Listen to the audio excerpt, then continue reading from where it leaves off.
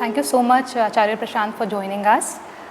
Sir, आपके views वीगनिज़म के बारे में काफ़ी लोगों को पता है। आपने बहुत सारे प्लेटफॉर्म्स पे बहुत सारे वीडियोस में ऐसा बोला है कि वीगनिज़म को आपने सपोर्ट करा है, लेकिन मैं वो क्वेश्चंस फिर से रिपीट नहीं करूँगी। मैं आपसे ये जानना चाहती हूँ कि आप साइंस और स्पिरिचुअलिटी दोनों की बात करते हैं, तो वीगनिज़म जो है वो साइंस से और स्पिरिचुअलिटी से, यानी कि विज्ञान और अध्यात्म से, दोनों से कैसे कनेक्टेड है? देखिए, अध्यात्म से शुरू करते हैं तो अहिंसा एकदम मूल में बैठा हुआ है अध्यात्म के, जो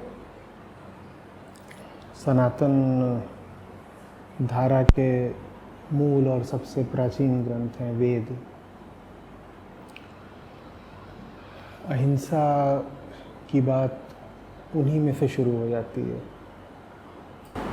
उपनिषदों में कही गई है, वेदों में उपनिषदों में अहिंसा की बात है। और उपनिषदों के बाद ये तो हमें पता ही है कि गौतम बुद्ध ने, महावीर ने, दोनों ने अहिंसा को कितनी ऊंची जगह दी।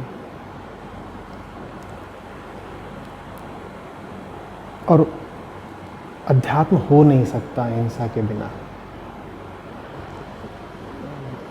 उसमें अगर आप थोड़ी गहराई में जाएंगे तो पता चलेगा कि ये जो मूल विभाजन होता है अहंकार का, संसार का, वही हिंसा है।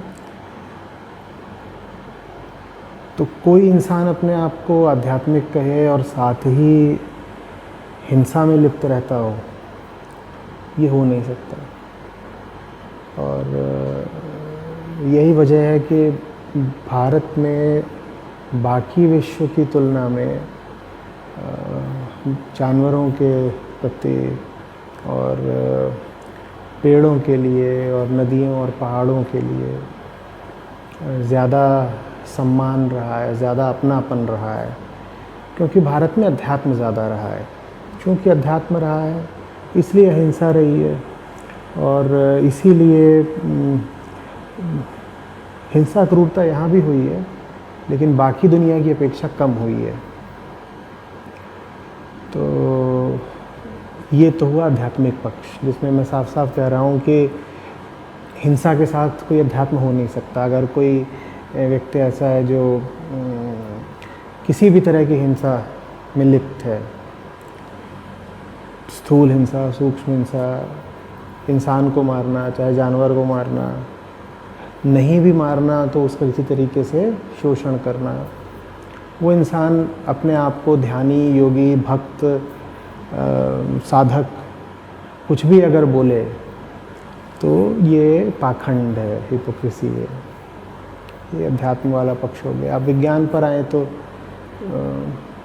विज्ञान की तरफ से दो बातें हैं।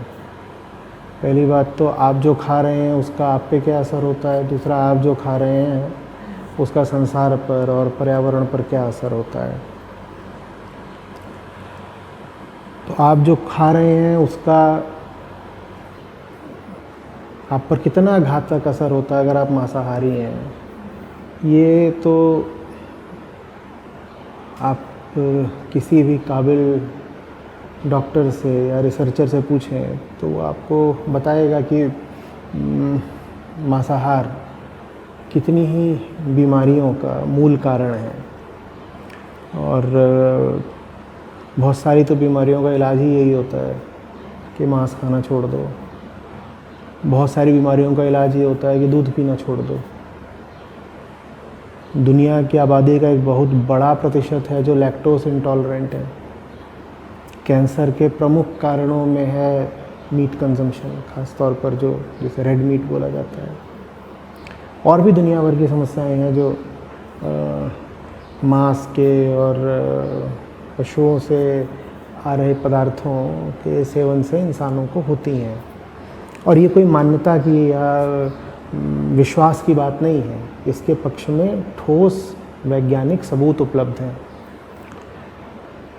तो ये तो हो गई हम पर जो व्यक्तिगत रूप से असर पड़ता है उसकी बात। अब आते हैं उससे भी ज़्यादा बड़ी बात पर कि आप जब मांस खाते हैं तो पूरी दुनिया पर क्या असर पड़ता है। अभी बड़ी से बड़ी समस्या मानवता के सामने जो है वो क्लाइमेट चेंज की है। आज इस तारीख को हम ये बातचीत कर रहे हैं, कल दिल्ली का तापमान औसत से 7 डिग्री ज़्यादा था, 7 डिग्री ज़्यादा औसत से। ये नॉर्मल स्टैटिस्टिकल फ्लक्चुएशन नहीं है। आप ये नहीं कह सकते कि कभी थोड़ा कम कभी थोड़ा ज़्यादा। सामान्य से 7 डिग्री ज़्यादा का मतलब होता है कुछ और ही चल रहा है, कोई और मूलभूत कारण है, अंडरलाइंग रीज़न है जो इतना इसको फेंक रहा है। हम भली भांति जानते हैं कि दुनिया में कुछ जगह हैं जहाँ बारिश पहले की अपेक्षा द्विगुनी तिगुनी होने लग गई है, और बहुत सारी जगह हैं जहाँ बारिश अब हो ही नहीं रही है, बहुत कम हो गई है। चक्रवातों की, साइक्लोन्स की फ्रीक्वेंसी बढ़ गई है, समुद्र का जल स्तर बढ़ रहा है। और लेकिन हो ये रहा है कि ये सब चीज़ें ऐसा नहीं है कि आपको रोज़ रोज़ परेशान कर रही हों या आपके घर में घुसकर आपको परेशान कर रही हों। तो हमारे लिए थोड़ा आसान हो जाता है इनको नज़रअंदाज करना। जब कोई हमसे बोलता है उदाहरण के लिए कि 2050 आते आते कई तटीय शहरों को ख़तरा हो जाएगा जिसमें मुंबई भी शामिल है, तो हमें ऐसा लगता है 2050 तो भी बहुत दूर है ना, तो उस पर ध्यान नहीं देते। लेकिन अभी हम जिस एंथ्रोपोजेनिक क्लाइमेट क्राइसिस के दौर से गुज़र रहे हैं वो इतिहास में अपूर्व है, इससे पहले कभी नहीं थी। मैं क्यों क्लाइमेट चेंज की बात कर रहा हूँ, सवाल तो वीगनिज़्म पे है, क्योंकि क्लाइमेट चेंज इसका सीधा संबंध ग्रीन हाउस गैसों के एमिशन से है, उत्सर्जन से है। उसका बड़े से बड़ा कारण एनिमल एग्रीकल्चर है, और एनिमल एग्रीकल्चर दोनों वजहों के लिए होता है, मांस के लिए भी, दूध के लिए भी, फिर उससे बाकी चीज़ें भी निकल आती हैं, फर निकल आता है, चमड़ा निकल आता है वगैरह वगैरह, और इंडस्ट्रियल प्रोडक्ट्स होते हैं, सब निकल आते हैं उसमें से। तो आप जो खा रहे हैं वही क्लाइमेट चेंज का नंबर 1 का कारण है। और अब इससे ज़्यादा क्या कहा जा सकता है। हम अपनी थाली के स्वाद के लिए मानवता को ही ख़त्म करने पर उतारू हैं, और ये बात इतनी दबाई जा रही है कि आम आदमी को बोलो तो समझ में ही नहीं आता कि क्लाइमेट चेंज और आपके आहार, आपकी डाइट के बीच में संबंध क्या होता है। अरे ऐसा कैसे हो सकता है, ऐसा तो हो ही नहीं सकता। फिर वो प्रमाण मांगते हैं।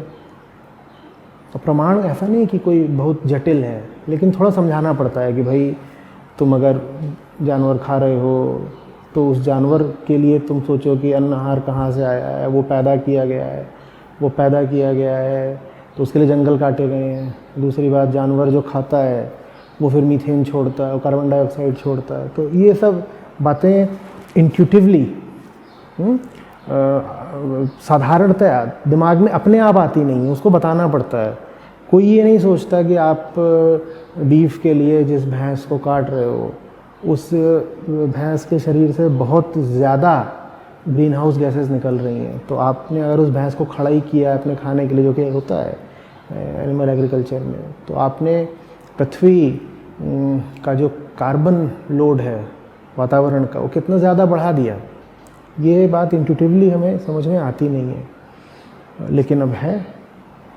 इसी तरीके से डिफॉरेस्टेशन का सबसे बड़ा कारण मीट कंजम्पशन है, क्योंकि आपको जानवर को खाना है तो जानवर को चारा कहाँ से आएगा, उसके लिए खेत निकालना पड़ेगा ना। खेत कहाँ से निकलेगा, वो जंगल काट कर निकलता है, लेकिन वो जंगल हमारी आंखों के सामने नहीं काटा जा रहा है। तो हमें लगता है कि जानवर है, जानवर तो कुछ भी खा लेता है, बकरी है वो इधर उधर कुछ भी फेंक दिया वो खा लेती है। लोगों को लगता है फिर जंगल थोड़ी ही कट रहा है, लेकिन सख्ते में आ जाते हैं लोग जब उनको बताया जाता है कि दुनिया में जितना भी अन्न पैदा किया जा रहा है वो 2/3 से ज़्यादा जानवरों के लिए पैदा किया जा रहा है। और जानवरों को इतना क्यों खिलाया जा रहा है, क्योंकि तुम्हें जानवरों को खाना है। तो अगर आप आध्यात्मिक हैं तो आध्यात्मिक कारणों से आपको मांस और दूध ये सब छोड़ना होगा। और अगर आप आध्यात्मिक नहीं भी हैं, अपने आप को आप अथीस्ट, नास्तिक, एग्नोस्टिक कुछ भी बोलते हैं, तो या तो अपनी सेहत के लिए साहब आप वीगन हो जाएं, और अगर अपनी सेहत के लिए नहीं हो सकते तो कम से कम दुनिया पे रहम करें। आपके घर में बच्चे होंगे, उन्हें इसी पृथ्वी पर रहना है। तमाम तरह की बीमारियां और आपदाएं हम पृथ्वी पर ला रहे हैं,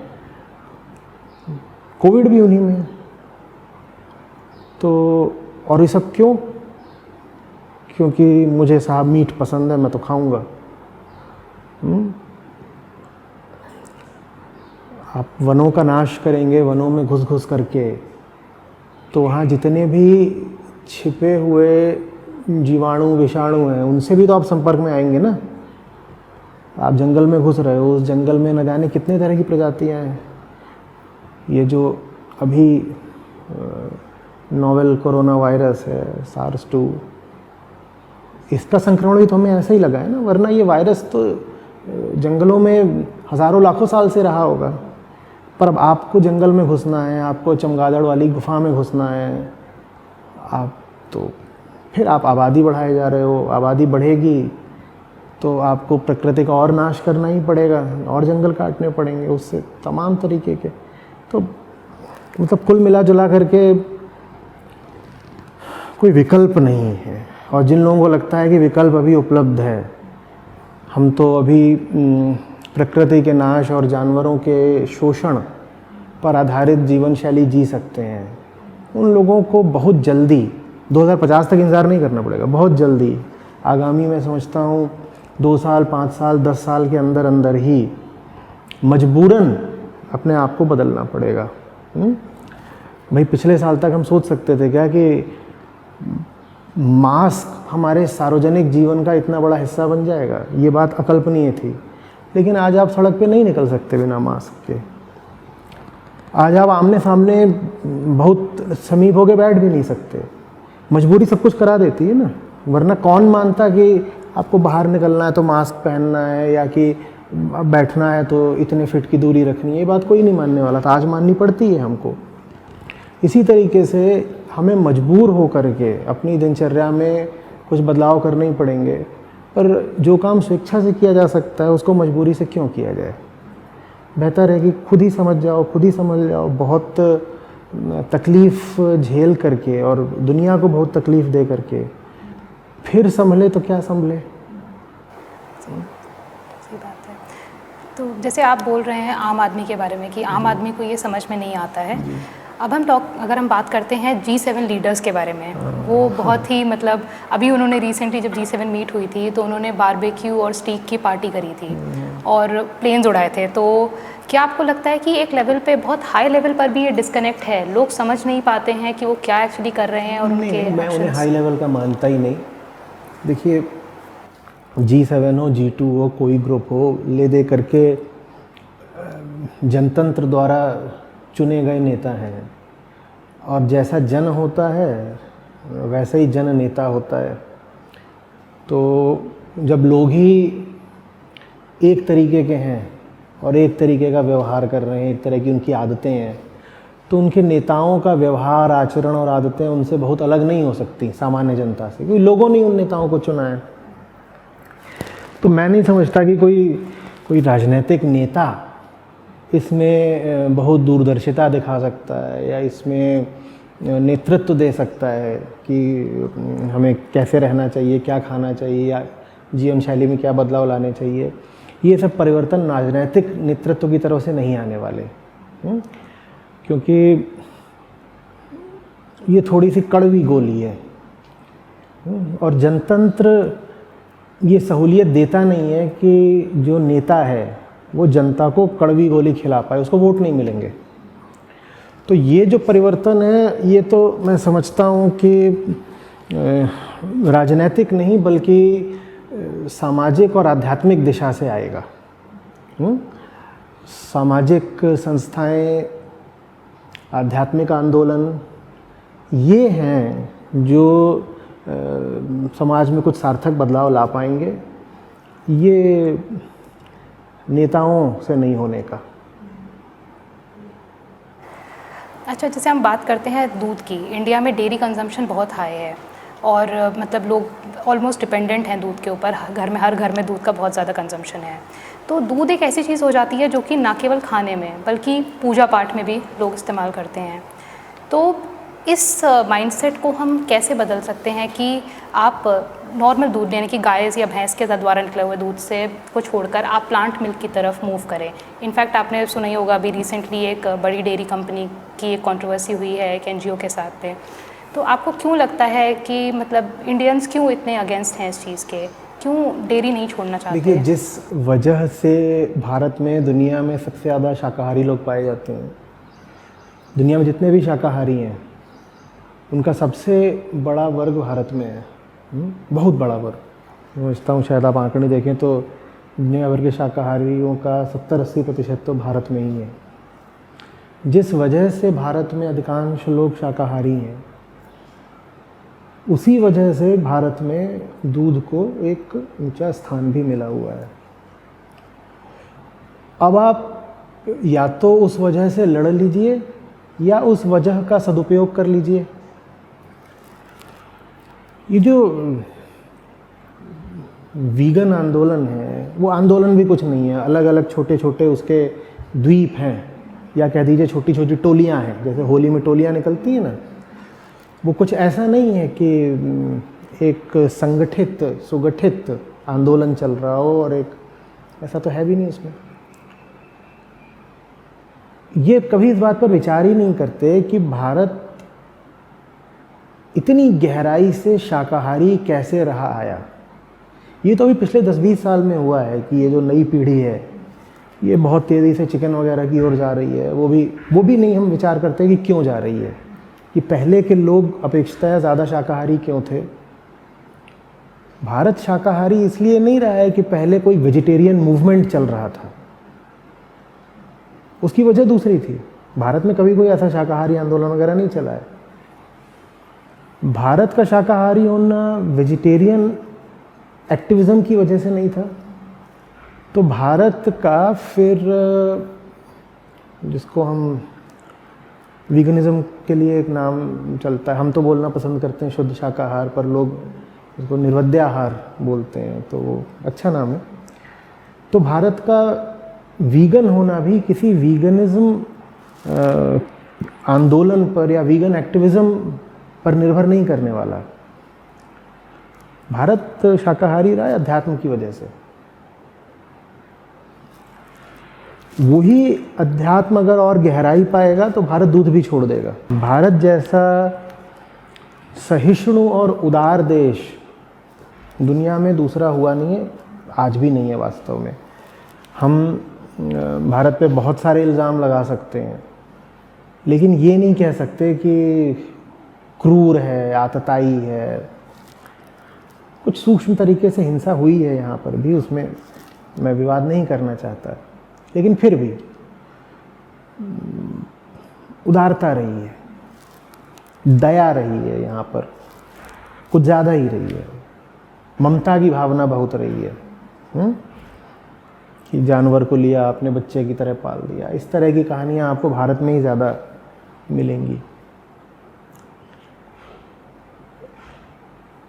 वही अध्यात्म जिसने भारतीयों को शाकाहारी बनाकर रखा, सिर्फ वही अध्यात्म भारतीयों को एक कदम आगे जा कर के जानवरों के प्रति और ज़्यादा करुणा दिखाने के लिए भी प्रेरित कर सकता है। और उसको आप आगे बढ़ाएं तो लोग वीगन भी हो जाएंगे। लेकिन अगर आप एक विदेशी मुहावरे में बात करेंगे, एक अनजानी भाषा में लोगों से बात करेंगे, तो लोग वीगन होने से रहे। और इसीलिए भारत में ये वीगनिज़म जड़ें नहीं पकड़ पा रहा है, क्योंकि उसकी छवि ही ऐसी बन गई है कि ये तो अंग्रेज़ों की और अमीरों की चीज़ है। वीगनिज़म क्या है? ये अंग्रेज़ों और अमीरों का चोचला है, ये उसकी छवि बन गई है। और मैं बहुत ज़्यादा असहमत भी नहीं हूँ उस छवि से, बिल्कुल वैसी ही बात है। वीगनिज्म को एक देसी चीज़ बनना पड़ेगा। भारत की मिट्टी में दया है, भारत की मिट्टी में शाकाहार है, तो वीगनिज्म को भी इसी देसी मिट्टी से उठना पड़ेगा। लोग जब यहाँ पर जानवरों पर जानते हैं दया करना, उनको भी जीव मानते हैं, घर का हिस्सा भी मानते हैं, रोटी खिलाते हैं, उनको अगर आप समझा दें कि उसी अहिंसा को और आगे बढ़ा दो और देखो कि ये जो तुम इतना ज़्यादा दूध का इस्तेमाल करते हो वो शोषण है जानवरों का, तो लोग स्वेच्छा से छोड़ देंगे, छोड़ेंगे अपने आप। अभी तो लोगों को सूचना ही नहीं है, जानकारी नहीं है कि दूध आपके घर तक पहुंचाने की पूरी प्रक्रिया में कितनी हिंसा हो जाती है। लोगों को नहीं पता ये बात। वो बात लोगों के आप सामने लाएं और देसी भाषा में सामने लाएं, देसी मुहावरे में सामने लाएं। कबीर साहब के इतने दोहे हैं उदाहरण के लिए जो पशुओं पर क्रूरता के खिलाफ हैं, मांसाहार के खिलाफ हैं, उनका इस्तेमाल करके सामने लाएं। हमारी शास्त्रों में यानी कितने श्लोक हैं जो जितने भी जीव हैं सबका कल्याण हो ऐसी कामना करते हैं और कहते हैं कि अगर तुम एक जीव पर हिंसा कर रहे हो तो समझ लो अपने ही ऊपर हिंसा कर रहे हो। उनका इस्तेमाल करके सामने लाएं। तो जैसे भारत इतने व्यापक रूप से शाकाहारी रहा है, वैसे ही भारत वीगन भी हो जाएगा। लेकिन अगर ये वीगनवादियों को अध्यात्म से एलर्जी है तो ये वीगन आंदोलन सफल होने से रहा, मैं पहले से बता देता हूँ। और ये है क्योंकि भारत में जो वीगनिज्म है वो आमतौर पर जो युवा वर्ग है उसी में ज़्यादा प्रचलित है, और ये युवा वर्ग वीगनिज्म को प्योरली एथिकल ग्राउंड्स पर आगे बढ़ा रहा है, नॉट ऑन स्पिरिचुअल ग्राउंड्स। इसीलिए वीगनिज्म भारत में असफल हो रहा है, समझ रहे? क्योंकि भारत में जो एथिक्स हैं वो सीधे सीधे अध्यात्म से आते हैं। आप एथिक्स से मेरा मतलब समझ लीजिए नैतिकता। आप एक अलग एथिकल कोड देंगे अगर, तो यहाँ कोई स्वीकार नहीं करने का, क्योंकि पहले से ही यहाँ पर एक सशक्त एथिकल कोड मौजूद है। तो हमें क्या करना है? हमें लोगों को बताना है कि हम जिस एथिकल कोड का पालन कर रहे हैं वीगनिज्म उसी से कंपैटिबल है और उसी की पैदाइश है। वो उससे बिल्कुल संगत में है, मेल में है। तब लोग सुनेंगे, मानेंगे, फिर बहुत आसान हो जाएगा। लेकिन अगर हम कहेंगे कि नहीं नहीं नहीं, I am vegan but not spiritual, तो फिर आप वीगन भी बहुत दिन तक रह नहीं पाओगे। अभी भारत में एक वीगन एक्टिविज्म में ही एक बड़ा नाम है, और वो बहुत कोशिश करता है, युवक है, जवान लड़का है। तो उससे बात चलाई होगी किसी ने कि जैसे आप मुझसे बातचीत कर रही हैं वैसे ही आके बातचीत करें। वो घबरा गया बिल्कुल, बोलता है नहीं नहीं, मैं बहुत रिस्पेक्ट करता हूँ आचार्य जी की, मैं फॉलो करता हूँ, मुझे पता है कि वो जानवरों के हक में और वीगनिज्म के समर्थन में कितना काम कर रहे हैं, सब बहुत अच्छी बात है, लेकिन मैं उनसे बात कैसे कर सकता हूँ, वो तो आध्यात्मिक है। ये लिख के भेजा उसने। अब यही जो मूर्खता है ना, ये भारी पड़ रही है वीगनिज्म को। आपको लग रहा है कि स्पिरिचुअलिटी और वीगनिज्म दो अलग अलग चीज़ें हैं। मैं आपसे बोल रहा हूँ कि वीगनिज्म सफल हो ही नहीं सकता बिना स्पिरिचुअलिटी के। ये बात नहीं समझ में आ रही, यहाँ पे गड़बड़ हो रही है। जिस धार्मिक अनुष्ठान के लिए दूध चढ़ाया जाता है प्रतिमा पर या लिंग पर, अगर लोगों को ये समझा दिया जाए कि जिस ईश्वर को प्रसन्न करना चाहते हो तुम, उसी ईश्वर के वो जीव हैं जिनका दूध दुह रहे हो और प्रतिमा पर चढ़ा रहे हो, ईश्वर को नहीं अच्छा लगता, तो लोग नहीं दूध चढ़ाएंगे। बस समझ आ रही है भाई, ईश्वर को प्रसन्न करने के लिए तो दूध चढ़ा रहे हैं। अगर लोग ये समझ जाएं कि ईश्वर नहीं प्रसन्न होंगे इससे, बल्कि ईश्वर को कष्ट होता है, ईश्वर श्राप और देते हैं उन लोगों को जो ईश्वर के ही बनाए निरीह बेजुबान जानवरों का शोषण करते हैं, तो लोग नहीं चढ़ाएंगे। फिर लोग ये पूछेंगे लेकिन ये सब जो दूध चढ़ाने की परंपरा है, ये सब ये तो बहुत पुरानी है, तो क्या हमारे पूर्वजों ने गलती करी थी? तो फिर उनको अध्यात्म की भाषा में समझाना पड़ेगा कि देखो एक चीज़ होती है काल धर्म, सत्य अटल अचल होता है, वो बदलता नहीं, लेकिन धर्म काल के अनुसार बदलता रहता है। धर्म हमेशा काल सापेक्ष होगा, सच नहीं बदलता, लेकिन सच की ओर जाने वाली जो राह होती है, सच तक पहुंचने के लिए जो आचरण करना होता है, वो प्रत्येक क्षण बदलता रहता है, वो कालाश्रित होता है। तो काल धर्म तब ये रहा होगा कि चलो घर में गाय है, उसका आपने दूध चढ़ा दिया, ठीक है। आज घर में नहीं गाय होती, कितने लोग अपनी घर का गाय का दूध पीते हैं? तब ये होता रहा होगा कि घर की जो गाय है उसको आप अपनी माँ समान मान रहे हो और वो बूढ़ी भी हो गई है तो उसे आप घर में रखे हो। आज आपको पता भी है बूढ़ी गायों का क्या होता है, ठीक है। तो काल बदल गया है। उस काल में शायद ये बात ठीक थी कि प्रतिमा पर दूध चढ़ा दिया।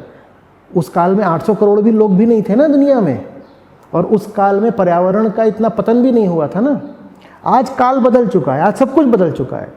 तो आज स्वयं ईश्वर ही नहीं चाहेंगे कि उनके ऊपर दूध चढ़ाया जाए। जब लोगों को इस भाषा में समझाया जाएगा ना, तब लोग दूध वगैरह का सेवन भी छोड़ेंगे और धार्मिक अनुष्ठानों के लिए उसका इस्तेमाल भी छोड़ेंगे। लेकिन अगर आप उनसे जाकर के कहोगे कि देखो भाई, मेरा तो एक मॉडर्न एथिकल कोड है जिसको मैं अभी सीधे सीधे ताज़ा ताज़ा यूरोप से लेके आया हूँ और मैं चाहता हूँ कि तुम भी इसका पालन करो, let's go vegan, let's go vegan. और अब तो वीगन पिज़्ज़ा भी मिल रहा है 550 रुपये का एक स्लाइस, तो लोग बिल्कुल भगा देंगे कि हटो यहाँ से, निकलो, ये तुम क्या लूट मचा रहे हो वीगनिज्म के नाम पे। मुझे बड़ा ताज्जुब होता है, मैं कहता हूँ पिज़्ज़ा रखा हुआ है, उसमें से आपने चीज़ निकाल दिया तो उसकी कीमत 3 गुना कैसे हो गई? जिस पिज़्ज़ा में चीज़ मिला हुआ था, हाँ, वो इतने का था, और उसमें से आप चीज़ निकाल के उसको दूने तीसरे दाम पे बेच रहे हो, क्या कर रहे हो? पर आप जाओ, आप वीगन पिज़्ज़ा खाने जाओ, वो मजाल है कि आपको साधारण पिज़्ज़ा के दाम पे मिल जाए। अब लोग चिढ़ेंगे नहीं वीगनिज्म से तो क्या करेंगे? तो मतलब आपको लगता है जैसे अभी जो इंडिया में जो मूवमेंट है ये ज़्यादा प्रोडक्ट्स पे फोकस्ड ज़्यादा है वीगनिज्म मूवमेंट, और कंपनियां भी आ रही हैं इसमें, इनफैक्ट बहुत सारी ऐसी उथला है, गहराई नहीं है, शैलो मूवमेंट है। और ये बात मैं कोई उपहास उड़ाने के लिए नहीं कह रहा हूँ, बड़े दर्द के साथ कह रहा हूँ, क्योंकि मैं इस आंदोलन का शुभ चिंतक हूँ। मैं चाहता हूँ कि ये सफल हों, पर मैं ये भी बता देता हूँ कि जैसे इनके लक्षण हैं ये सफल नहीं होने के, है ना, कि बेटा तुमसे ना हो पाएगा। तो वैसे ये सब जो घूम रहे हैं स्ट्रीट एक्टिविज़म करते हुए, कोई गाय बन के घूम रही है कि मैं गाय हूँ, मेरा क्यों शोषण कर रहे हो, और ये सब है, कैंडल वैंडल चला रहे हैं। मैं इनकी भावना का सम्मान करता हूँ, लेकिन सफल नहीं हो पाएंगे, ऐसे नहीं होता। इंडिया को अपना खुद का एक बिल्कुल home grown grass root veganism, home grown grass root veganism, तब वो सफल होगा। हिंदी में बात करो यार, देसी मुहावरे में बात करो। हमारे पास इतनी गहरी संस्कृति है, उससे जोड़कर बात करो ना।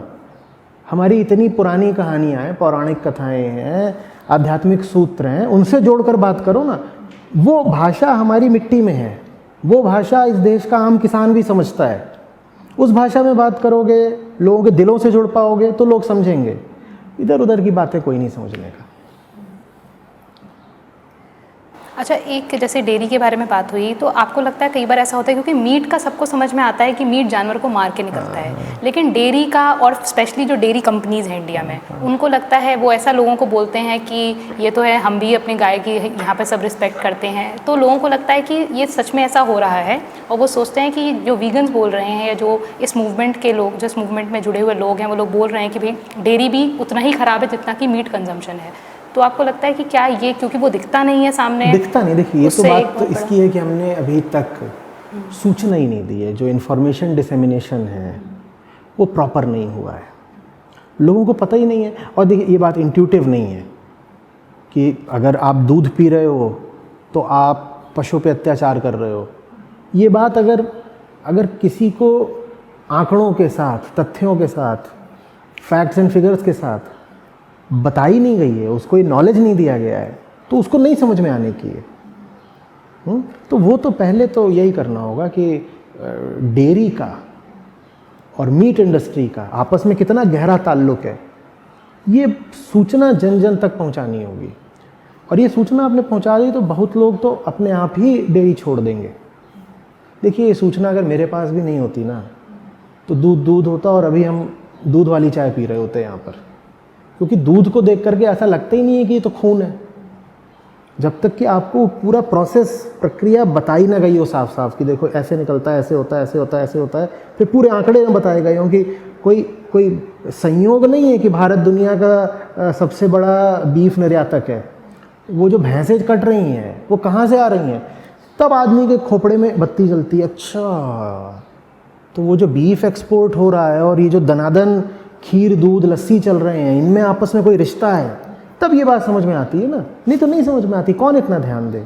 तो आम आदमी तक सबसे पहले वो सूचना पहुंचानी होगी, एक इन्फॉर्मेशन कैंपेन चलाना होगा। वो कैंपेन अभी तक ठीक से चला नहीं है, वो उसकी ज़रूरत है। Talking about the recent PETA and this controversy between a dairy producer. So people are saying that lakhs of people are going to lose employment if they switch to plant-based milk. So what do you have to say about this? See, the employment argument, I appreciate it, but it is not absolute in itself. In fact, the employment argument can be stretched to absurd extremes. I could say pickpockets are employed in their own industry, the pickpocketing industry. Why are you arresting them? It's an industry. Why are you arresting them? You are making several hundreds, if not thousands or lakhs lose employment, right? By no means am I saying that a dairy farmer is a pickpocket. Please don't take it to that level. But what I'm saying is that are all means of employment really permissible? Legally, ethically, whichever way you want to look at it. If the employment argument is absolute in itself, then anything that helps a man earn money should be permissible. Then why do we, for example, punish tax defaulters? He's just trying to make some money for himself. Just as the butcher is trying to make money for himself, no? So just because some activity yields money to somebody, that does not mean that the activity is okay. Otherwise there are 1,000 debauched ways of earning money, making money. We would have to allow each single one of them. So firstly, this is about the argument that because see, whenever you want to take a corrective step, there is always this argument that is thrown at you that this will lead to loss of livelihood. If you want to switch to a greener technology, not much to do with veganism here, but let's say you want to switch to a greener technology, then people will say the old technology was manpower intensive, so there were so many who were earning their bread from it. Now you have switched to a technology that's more automated, so loss of livelihood, this kind of thing. You do anything progressive, it is generally believed that it leads to loss of livelihood, and prima facie it does. But when you look at the complete picture, when you zoom out a little and you look at the complete picture, you find that it is not leading to lack of employment, because if it is actually a new technology, a better way of living, it is leading to an overall increase of efficiency in the economy. So in many other ways, it will lead to employment generation. The problem here is the loss of employment happens in one localized area, in one localized segment. So for example, those who earn through dairy, they lose money. So that is very visible. And some zealous reporter can go and create a documentary and say, you look at this, his name is something, Mr. Pankaj Singh. Pankaj Singh had 40 buffaloes and he used to earn so much per month, and now he is not making that money. So now one particular individual, he has lost money, and that is visible. But there would be 1,000 people who would have marginally increased their incomes. That would not be visible. Are you getting it? Because the overall efficiency of the system has increased. You see, one person has lost 10,000 rupees a month. That is very visible, and it becomes a localized thing. The tragedy now has a human face. The face is of Mr. Pankaj Singh. And you can say Pankaj Singh who has lost money. Pankaj Singh has lost 10,000. There are 1,000 others who each have gained 50 rupees each. So how much is the gain? 50,000. How much is the loss? 10,000. But that 50,000 gain is distributed among 1,000 people. So it is not a big story. It is not sensational. No, it is not sensational at all. No reporter will go and make a story out of somebody adding just 5% to his income. Just 50 rupees has been added to that fellow's income. It is not an exciting story.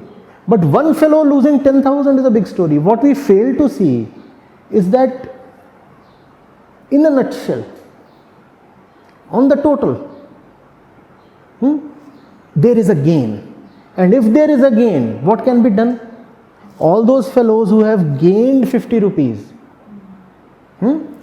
can rupees 5 or 10 be collected from them and Mr. Pankaj Singh be subsidized? Now what has happened? All those fellows who have gained, they have gained rupees 50 each. Since they have gained rupees 50 each, you collect rupees 10 from each of them and feed Mr. Pankaj. Now Mr. Pankaj stands at a point of no loss, and all those other people stand at a point of gain of rupees 40. Everybody has gained. Everybody has gained. Are you getting it? So that kind of a thing can be done. But this is a classical problem in economics. Losses are localized, so they are very visible. The gains are scattered and long term, so they are not easily visible. Be it something like GST or whatever. The trouble that you face, the pain that you face is immediate, and it has a human face. Whereas the benefits that you get are distributed and long term. So they do not make for an exciting and sellable story. So they don't get popularized. And that's the trouble governments and reformers all over the world face. Whenever they want to do something progressive, this is the argument that is hurled at them. This is going to lead to loss of livelihood and loss of employment and such things. So even like the European Union has banned the use of term milk for plant milk producers in Europe and European area basically. So similar trend is being seen in India also, and now I think an FSSAI notification is going to come in very soon on this. So do you think that there must be some efforts from the government side also to push this sector, the plant-based sector, and the companies in this? If you have an enlightened leader, that would happen. But even if you do not have a very enlightened leader, why do you wait for the government policies? Please tell me. Plant-based products are anyway more economical to produce. You do not even require government subsidy. I am very closely associated with a firm that is bringing in plant-based products, not in a commercial sense, but I have been mentoring them in a spiritual way, you could say. So I know for sure how inexpensive it is. I know for sure that if you tell the population that what I'm serving to you with fortified ingredients has all the goodness of milk at 1/3 the price, at 1/5 the price, people will take it. Maybe initially there would be some reluctance, some suspicion, but gradually the thing would ease into their systems. So you do not even need positive government policy interventions. You don't need that. All you need is willpower and the resolve to bring it to the masses and make money. It's something that can succeed even commercially. So it's a good combination where you have ethics on your side, where you have spirituality on your side, and where you also have commercial gain on your side, and all this can be put into one. It's a fantastic opportunity for entrepreneurial advances. Okay, so talking about this, soya is it's like the most widely consumed food by vegans in different forms, and most of the soya that comes into India and in other places is all GMO. So people say that it's harmful for health, and there are a lot of basically they have reservations about it. What do you have to say about that? No, if it indeed is genetically modified, then it's a great opportunity for someone to produce organic or natural soya without any genetic interventions in it and market it. It need not be GM soya, right? So basically Indian farmers need to, obviously, they have a lot of opportunities ahead. Obviously. I don't know whether you have done the numbers on this, but you will be surprised at how inexpensive the whole thing comes out to be. In fact, when I said I have mentored one concern, I have actually mentored two of them.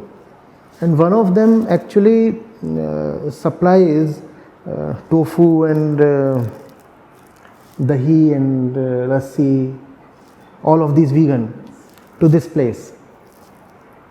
And it was just last week or sometime I was scrolling the conversations that people here had with him on a group, and the entire load that he had delivered, this much, was for some 500 bucks something, 500 rupees and this much stuff. So, and you taste it, it's wonderful, and you look at the minerals, vitamins and all other stuff, it has proteins, it's again wonderful. The economic argument is in favor of it, the health argument is in favor of it, the spiritual argument favors it. Why would then anybody deny it? People do care for their pocket, don't they? You know what? Very silently, tofu is anyway creeping into our diets. There are a lot of these eateries. Tofu is being used in large quantities. Why? Because it is cheaper compared to paneer. So they are using tofu. And it tastes equally good. And it's not at all differentiable. Otherwise, their customers would have complained. No. The nutrition is fantastic. The taste is equally good, provided you know how to cook and all that. The process is a little different. So that's the argument that probably will help a lot, the economics. But even for that, the entrepreneur has to ensure that the pricing is right. If you look at the biggest soy brands in the country, who sell soy milk and all, I find their pricing just not optimal. The result will be that they will be able to skim a lot of cream, make a lot of money for themselves, but will fail in expanding the market. The market size will remain small, so they'll have a small customer base, but with large margins. So in total, they'll be able to make some money, which I think is a bad deal. It's far better to expand the market by lowering the prices. Okay, talking about meat eating, there are some cultures, even in India, which they have, like, it's a very intrinsic part of their culture, and they've been eating meat like since time immemorial. So, what do you think? How can that mindset be changed? And, how can they change their habits? Do you think meat alternatives that are coming into the market can help them shift to? I'm in favor of meat alternatives. You are in favor. Anything that saves the poor animal's life, it's okay. It's lab-grown meat, fine. It's soya chunks, fine. And I think there are some other alternatives also that taste so much like meat. Anything that saves the poor animal from that farm and that knife is welcome. See, dropping meat is not all that difficult. We make that happen every day, right? As far as our organization is concerned, we do not have an exact number, but the guesstimate is tens of thousands of people who would have dropped meat, and a relatively smaller number who would have dropped dairy as well. Let's say 50% of those who have dropped meat. So that happens.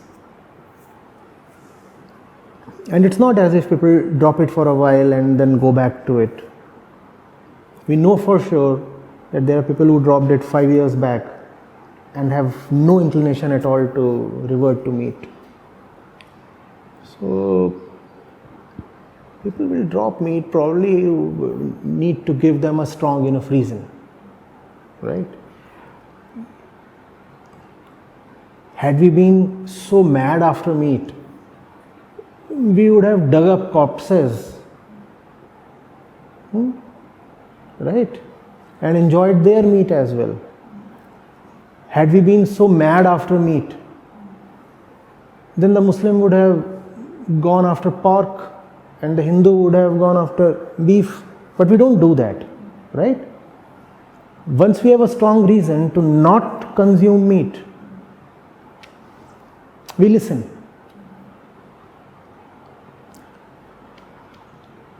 That reason is missing.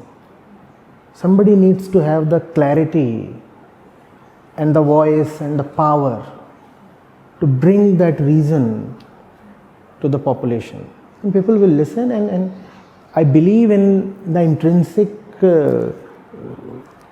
goodness of every person. We all behave in very, very pitiable ways. We know that, we see that oftentimes we behave as if we are absolute monsters, but still the potential to be very, very good remains within all of us. And I have faith in that. So I would not be a cynic and feel that it's Kali Yuga and it's therefore very difficult to evoke compassion inside a person, or that this current generation has gone to dogs and now nobody can rectify them. I don't subscribe to all this. I think if we can talk to them properly with due reasons and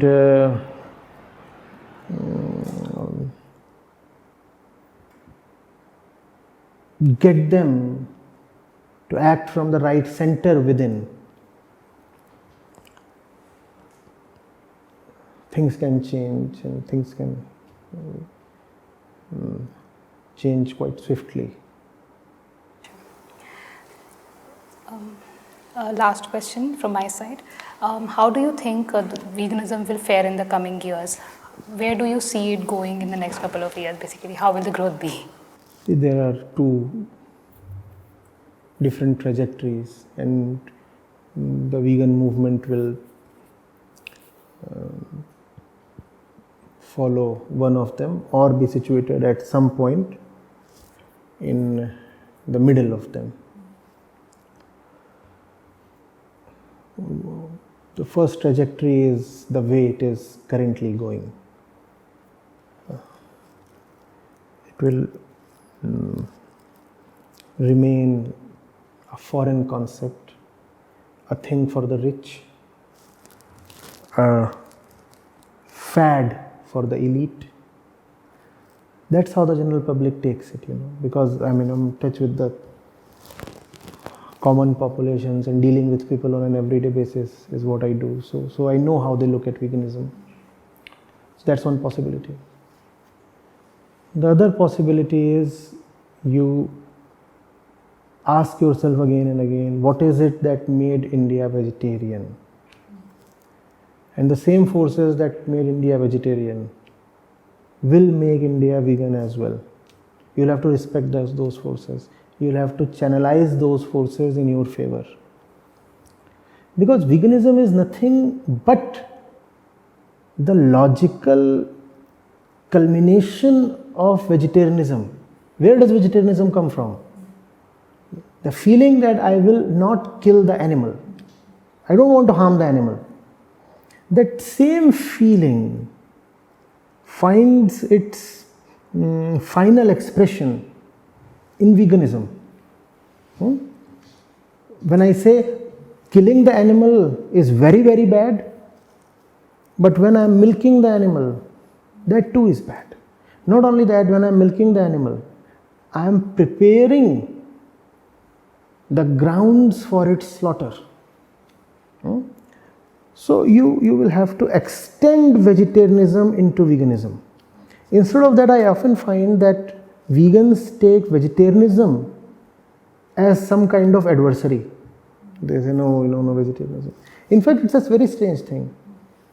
I have found, I don't know whether it's a subconscious thing or what, but vegans often take vegetarians as bigger adversaries compared to even meat eaters. You say meat eaters, we can probably talk to them, but vegetarians, they are abhorrible. This is a problem, huge problem. I repeat, veganism will have to be taken as the pinnacle of vegetarianism. Vegetarianism is not an enemy. You could say vegetarianism is a work in process and veganism is the final output. When you go to the people and talk in this language and explain the concept like this, then they will understand. Right. So Indianizing veganism should be the Indianizing motto. and spiritualizing. Right. It's very important. Thank you so much. They were like wonderful insights and we gained a lot of knowledge. And this was actually a very different take from what others say. No, wonderful, and I have looked at the work you do, the site you run. It's wonderful. I wish you all success. Thank you so much. And the country, the world, we all need many more people like you, many more such initiatives. And I really wish that you stay on course and keep progressing with success. Thank you so much. Thank you so much. Thank you so much.